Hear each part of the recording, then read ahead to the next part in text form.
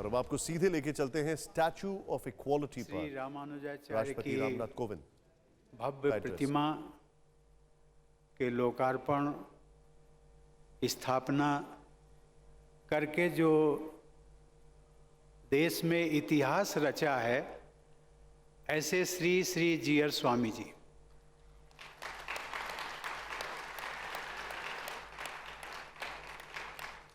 मुख्य trustee doctor Rameshwar Rao ji,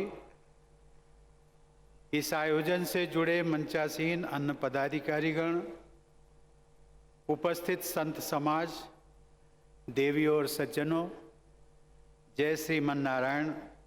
श्रीमते नारायण नमः, श्रीमते रामानुजाय नमः।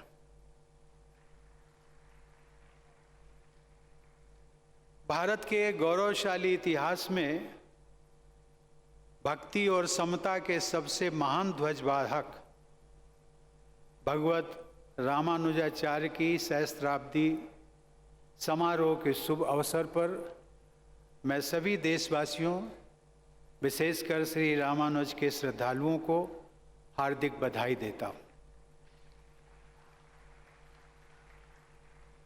इस समारोह में भाग लेना तथा भगवत रामानुजाचार्य की स्वर्णिम प्रतिमा का अनावरण करना मेरे लिए परम सौभाग्य का विषय है।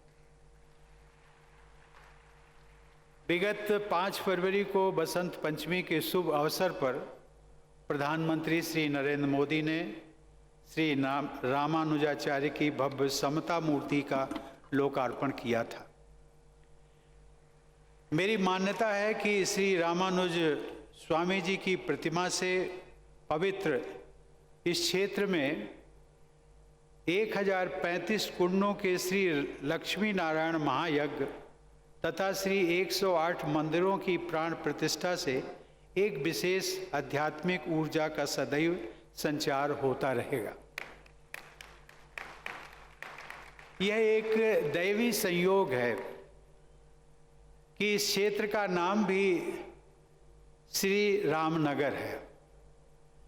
ये कहा जा सकता है कि ये स्थल भक्ति भूमि है, समता भूमि है, विशिष्टाद्वैत दर्शन की भूमि है तथा ये भारत की संस्कार भूमि है।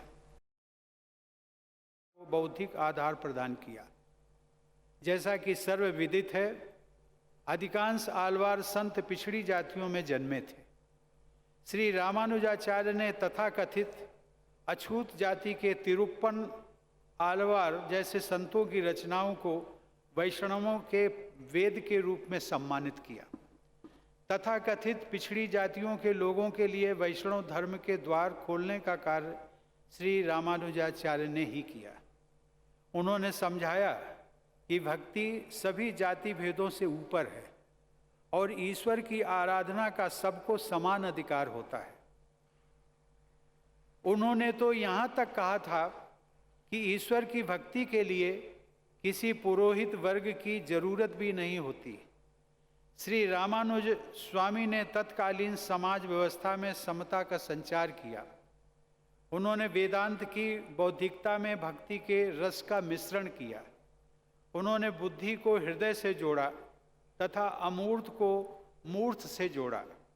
उन्होंने सब कुछ छोड़कर ईश्वर की शरण में जाने की भावना को उत्पन्न करने की शिक्षा दी और इस भक्ति भाव को प्रपत्ति का नाम दिया। उन्होंने भक्ति द्वारा मुक्ति का मार्ग दिखाया।